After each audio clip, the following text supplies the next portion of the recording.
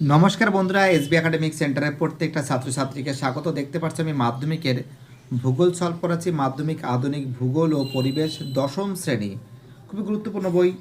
তো দেখো, আমরা কিন্তু আজকে প্রান্তিক প্রকাশনী রণজিৎ গরাঙের বইটা সলভ করাচ্ছি, একদম নিউ পাবলিশড বই। তো তোমরা দেখতে পাচ্ছ এই বইটা নতুন, সম্পূর্ণ নতুন সংস্করণ। তো দেখো, আজকে তোমাদের কিন্তু থার্ড চ্যাপ্টার সলভ করাবো। কী সলভ করবো? থার্ড চ্যাপ্টার বাড়িমণ্ডল। তো দেখো, বাড়িমণ্ডলটা সলভ করাচ্ছি। সম্পূর্ণরূপে ভিডিওটা দেখবে এবং যে সমস্ত সলভগুলো করছিস তোমরা কিন্তু বইতে কিন্তু মার্ক করে নেবে, ফটাফট করে দেখে নাও। একদম স্পিড, ঝড় তুফানের স্পিডের মতন করাবো। প্রথম প্রশ্ন বলেছে সমুদ্র স্রোত সৃষ্টির মূল কারণ, অ্যান্সার হবে এর অ্যান্সার বায়ু প্রবাহ।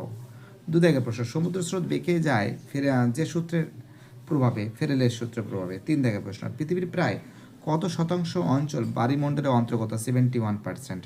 চার দাগের প্রশ্ন উষ্ণ শীতল সমুদ্র স্রোত যে স্থানে মিলিত হয় তাকে বলে, অ্যান্সার হবে হিমপ্রাচীর বলে।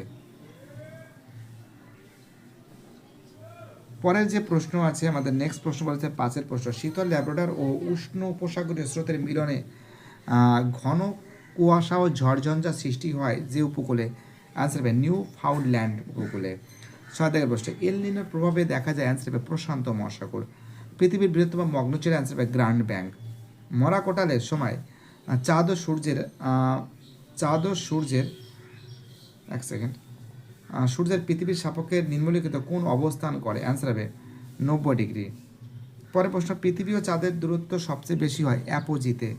দশের প্রশ্ন কোন স্থানে মুখ্য জ্বর ও গৌণ জ্বরের সময়ের ব্যবধান, অ্যান্সার হবে 12 ঘন্টা 26 মিনিট। দেখো, প্রশ্নগুলো সম্পূর্ণরূপে তোমাদের সামনে কিন্তু সলভ করে দেওয়া আছে। যারা ভিডিওটা দেখছো আমি তাদের প্রত্যেকটা ছেলেমেয়েকে অনুরোধ করছি, প্লিজ আর বসে থেকো না, চ্যানেলের সঙ্গে যুক্ত থাকো, চ্যানেলটাকে সাবস্ক্রাইব করো, সমস্ত বন্ধুদের মধ্যে শেয়ার করো। তোমাদের সাপোর্ট, তোমাদের ভালোবাসা কিন্তু আমার একান্তই কাম্য। দেখো, এইবার দেখো প্রশ্নগুলো দেখে নাও। সত্য মিথ্যা নির্ণয় করাচ্ছি।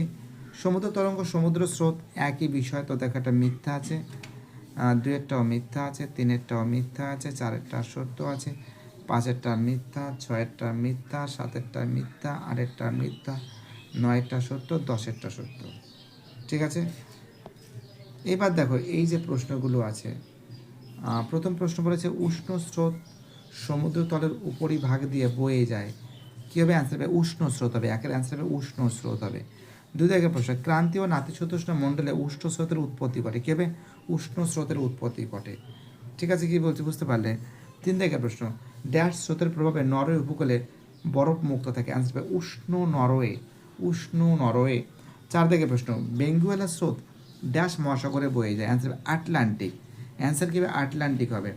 পরের প্রশ্ন আমাদের কী বলেছে, নেক্সট প্রশ্ন বলেছে পৃথিবীর ড্যাশ এর ড্যাশ উপর দিয়ে কেন্দ্রাতিক ড্যাশ উপর দিয়ে উপর ড্যাশ বলের প্রভাবে গৌণ জ্বর সৃষ্টি হয়, অ্যান্সার কেন্দ্রাতিক, কেন্দ্রাতিক বলের প্রভাবে। ছয় দাগের প্রশ্ন ভরা কোটালের সময় সমুদ্রের জল প্রবল বেগে মোহনায় প্রবেশ করাকে বান ডাকা বলে।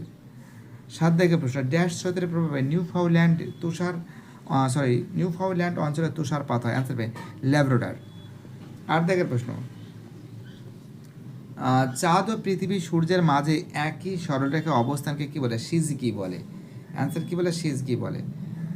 এবার দেখো তোমাদের এই প্রশ্নগুলো সলভ করে দিচ্ছি। দেখো, প্রথমে হিমশৈলটা কি, দেখো একটু মোটা করে কালারটা নিই, ঠিক আছে, নাহলে ভালো লাগবে দেখতে। দেখো, হিমশৈল কী হবে? অ্যান্সার হবে হিমপ্রাচীর হবে। ঠিক আছে, অ্যান্সার হবে হিমপ্রাচীর। কালার পরিবর্তন করছি। শৈবাল সাগর কী হবে? দেখো, শৈবাল সাগর হবে বিয়ের অ্যান্সার আটলান্টিক হবে, আটলান্টিক। তারপরে দেখো কি আছে ল্যাব্রাডর স্রোত, অ্যান্সার হবে সি এর অ্যান্সার হবে শীতল স্রোত। অ্যান্সার কী হবে? ল্যাব্রাডর স্রোত কী হবে? শীতল স্রোত হবে। ঠিক আছে, তারপরে দেখো কি বলেছে,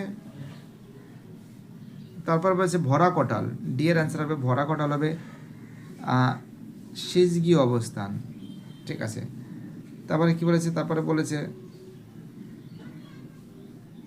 মোরা কটাল, মোরা কটাল না না হুগলি নদী, হুগলি নদী ইতে হবে কী হবে? হুগলি নদীতে কী হবে?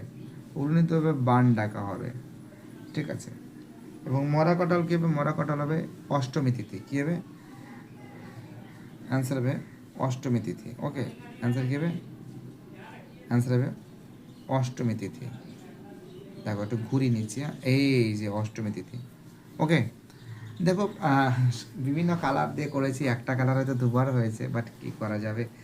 যাই হোক, সাদা কালার নিতে চেয়েছিলাম, বাট সাদা কালার তো এখানে পেস্ট হচ্ছিল না, সাদা পেজের পর সাদা কালার, বুঝতেই পারছো। এবার দেখো একটি বা দুটি শব্দের উত্তর দাও। কোন মহাসাগরে সমুদ্র স্রোত বয়ে যায়? অ্যান্সার হবে ভারত মহাসাগরে। ঠিক আছে, 2 দাগের প্রশ্ন। একটি পৃথিবী বিখ্যাত সামুদ্রিক মগ্নচড়ার নাম কি? অ্যান্সার হবে গ্র্যান্ড ব্যাংক। কি লিখবে? অ্যান্সার লিখবে গ্র্যান্ড ব্যাংক। ঠিক আছে, 3 দাগের প্রশ্ন কি বলেছে? ক্রান্তীয় সমুদ্রে কোন ধরনের সমুদ্র স্রোতের উৎপত্তি হয়? অ্যান্সার উষ্ণ সমুদ্র স্রোত। অ্যান্সার কি হবে? উষ্ণ সমুদ্র স্রোত। ঠিক আছে, পরের প্রশ্ন বলছে সামুদ্রিক মাছের প্রধান খাদ্য কি? অ্যান্সার হবে প্লাঙ্কটন। পরের প্রশ্ন, হ্যামবোল্ট স্রোত কোন মহাসাগরে বয়ে যায়? অ্যান্সার হবে প্রশান্ত মহাসাগরে। অ্যান্সার হবে প্রশান্ত মহাসাগরে। হ্যামবোল্ট স্রোত কোথায় বয়ে যায়? প্রশান্ত মহাসাগরে। পরের প্রশ্ন কি বলেছে? 6 দাগের প্রশ্ন, মুখ্য জ্বরের অপর নাম কি? অ্যান্সার হবে চন্দ্র জ্বর। পরের প্রশ্ন 7 দাগের প্রশ্ন, মরা জ্বর ড্যাশ তিথিতে, কোন তিথিতে হয়? কোন তিথিতে হয়? তোমরা জানো মরা জ্বর কৃষ্ণ ও শুক্ল পক্ষের তিথিতে হয়। ঠিক আছে, কৃষ্ণ শুক্ল পক্ষের অষ্টমী তিথি,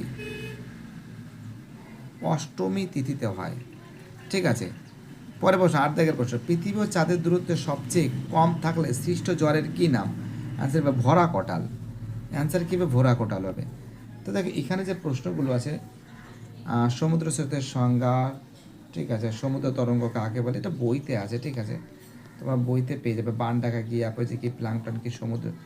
তোমাদের আরেকটা কাজ করতে তোমাদের এখানে তুলে ধরছি। ঠিক আছে, আর এই দুটো প্রশ্ন কিন্তু 60 নম্বর পেজ, 1 দাগের প্রশ্ন 60 নম্বর পেজ, 2 দাগ, এগুলো আমি করিনি, করবো মানে করছি আর কি, সময়টা পাচ্ছি না, যেন সময় হয়ে উঠছে না। দেখো এই দেখো সমুদ্র স্রোতের সংজ্ঞা। ঠিক আছে, এই যে প্রশ্নগুলো আছে, সংক্ষিপ্ত প্রশ্ন, প্রশ্নের মান 2। ঠিক আছে, এই প্রশ্নগুলো দেখো সলভ করে দিয়েছি, তোমরা পারলে একটা স্ক্রিনশট মারতে পারো। সমুদ্র স্রোতের সংজ্ঞা দাও। ঠিক আছে, দেখো 2 দাগের সমুদ্র তরঙ্গ কাকে বলে। ঠিক আছে, 3 দাগের প্রশ্ন, সমুদ্র স্রোতের দুটি বৈশিষ্ট্য উল্লেখ করো। দেখো 3 দাগের প্রশ্ন। 4 দাগের প্রশ্ন, শৈবাল সাগর কি? দেখো এই যে দেখাচ্ছি শৈবাল সাগর কি। ঠিক আছে, উত্তর আটলান্টিক মহাসাগর একটি শান্ত গতিহীন অঞ্চল, যেখানে হ্যাঁ বাবা দাঁড়া, আমি আসছি একটু পরে আসছি। সার্গাসাম নামক শৈবাল দেখা যায়, তাকে শৈবাল সাগরের হিমপ্রাচীর কাকে বলে? প্লাঙ্কটন কি? ঠিক আছে, মগ্নচড়া কি? সমুদ্র তরঙ্গের অংশ দেখো, মগ্নচড়া কি? প্লাঙ্কটন। মগ্নচড়া কাকে বলে? চন্দ্র জোয়ার কি? সংযোগ প্রতিযোগ কি? বান ডাকা কি? এবং লাস্ট কোশ্চেন দেখো, একই প্রশ্ন আছে, ভয়ের কোনো কারণে। বান ডাকা কি? দেখতে পাচ্ছ, অ্যাপোজি জোয়ার কাকে বলে? তো দেখো এই যে প্রশ্নগুলো তোমাদের আমি সব সলভ করে দিয়েছি। দেখো এই যে বাকি যে বড় যে প্রশ্নগুলো আছে, সেটা দ্বারা একটু 1 সেকেন্ড একটু স্পিডে যাচ্ছে। হ্যাঁ, এই যে বড় যে প্রশ্ন আছে, 3 দাগের প্রশ্ন এবং এই 4 দাগের প্রশ্ন, এটা কিন্তু খুব শীঘ্র আমি সলভ করে দিয়েছি। যে 3 দাগের প্রশ্ন মানে এই সংক্ষিপ্ত, এবং এই যে প্রশ্ন, হ্যাঁ ব্যাখ্যামূলক প্রশ্ন আমি পরে দিই, মানে 3 মার্কসের প্রশ্ন এবং 5 মার্কসের প্রশ্ন পরের দিন করবো। বাইরেটা সবাই ভালো থাকবে।